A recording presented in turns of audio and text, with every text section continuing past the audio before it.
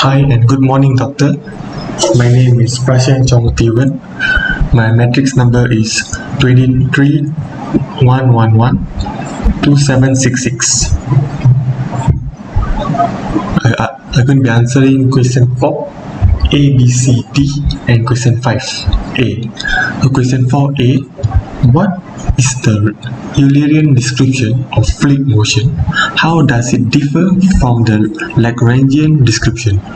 In the Eulerian description, the focus is on observing the fluid at fixed points in space. In other words, you choose specific locations in the fluid and monitor the properties of the fluid, such as velocity, pressure, and temperature, at those fixed points over time. The Eulerian approach involves studying the field variables as function of space and time.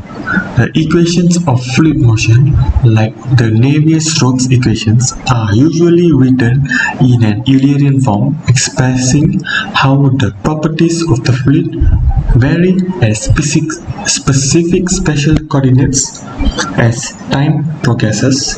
The differences have 4 differences. The first difference is frame of reference for Eulerian fixed spatial points, for Lagrangian moving fluid particles. The second differences are focus. Eulerian observes how properties at fixed points in space changes over time. For Lagrangian, tracks the motion of individual fluid particles. Okay, the third differences is equations. For Eulerian, equations are expressed in terms of spatial coordinates and time. For Lagrangian, equations are often written in terms of the trajectories of individual particles. The last differences is advantages.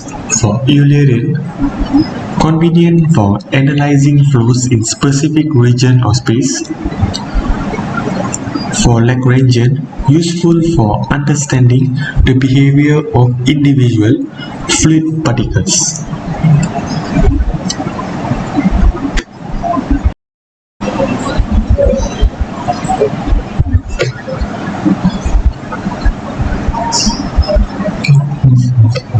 For the B question, compare whether the Lagrangian method of fluid flows analysis is more similar to study of a system or a control volume. Comparison. The Lagrangian method, with its particle-centric approach, is more aligned with the concept of studying a system because it follows the motion and behavior of individual fluid particles over time. Control volume analysis is typically associated with the Eulerian method, where the focus is on fixed points in space and properties within a control volume are examined as they evolve with time.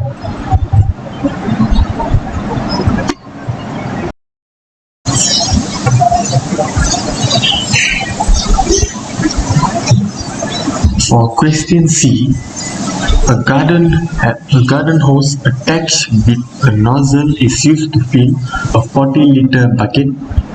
The inner diameter of the hose is 2 cm and it reduces to 0.8 cm at the nozzle exit.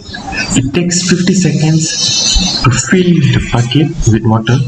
Assume that water to be incompressible, the flow through nozzle is steady and there is no waste of water by splashing. Take the density of water to be 1000 kilogram per meter cube.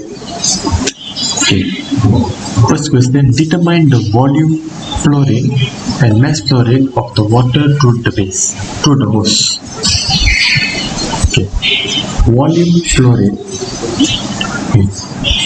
Volume flow rate equals to change of volume divided by change of time equals 40 liter can get from the question. A nozzle is used to fill 40 liter of bucket. Okay, 40 liter divided by 50 seconds. Also in the question, it takes 50 seconds to fill the bucket. So 40 liters divided by 50 seconds, you will get 0.800 liter per second. Okay, that is volume flow rate. Okay, now to get the mass flow rate equals to density times volume flow rate. Density is given from the question. Density of water to be 1000 kilogram per meter cube. So you times it together, 1 kg per liter cube times 0.800 liter per second. That is the volume flow rate. I've already got earlier, equals to 0.800 kilogram per second. Okay,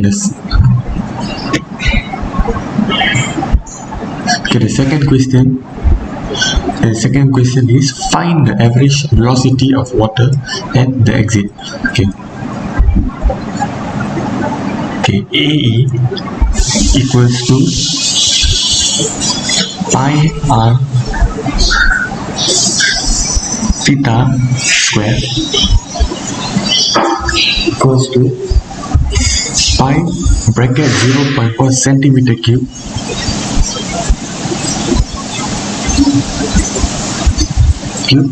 equals to 0.5027 centimeter cube and equals to 0.5027 times 10 power of 24 meter cube.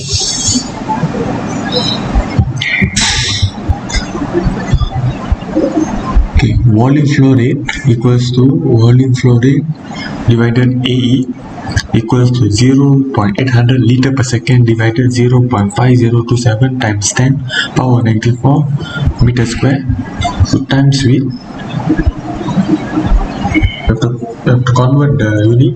So 1 meter cube divided 1000 liters, you get the answer 15.9 meter per second.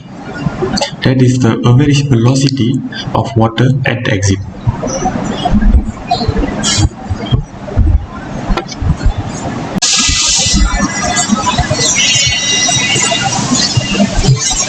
For question D, a piezometer and a pitot tube, as shown in figure 8, are stepped into horizontal water pipe to measure static and static dynamic pressures.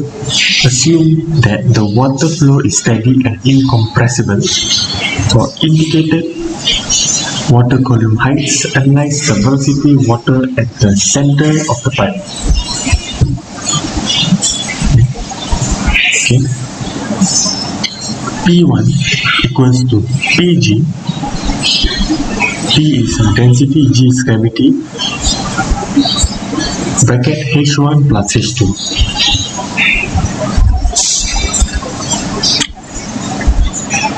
H1 is first height, H2 is second height, as shown in the figure.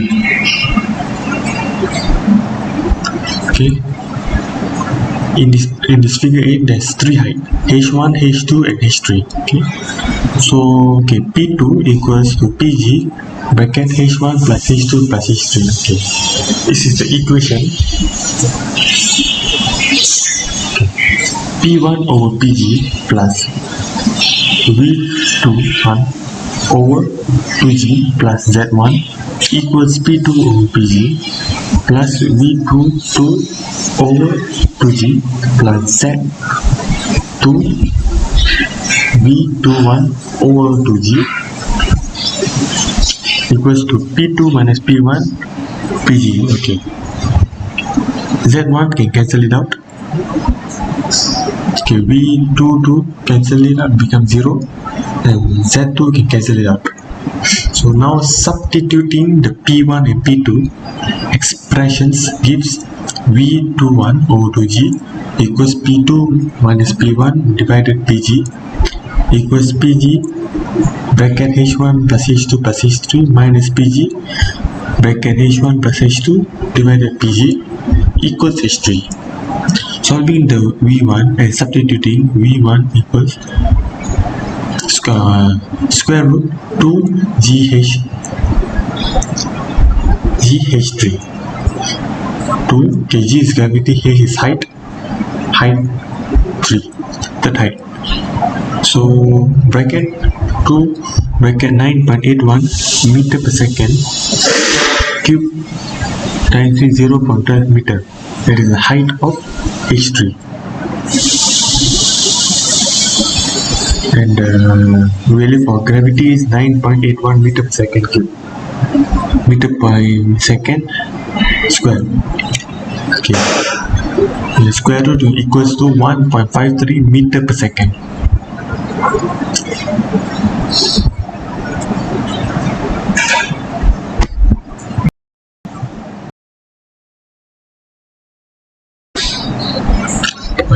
For question 5a, how does the surface roughness affect the pressure drop in a pipe if the flow is turbulent? What would your response be if the flow were laminar?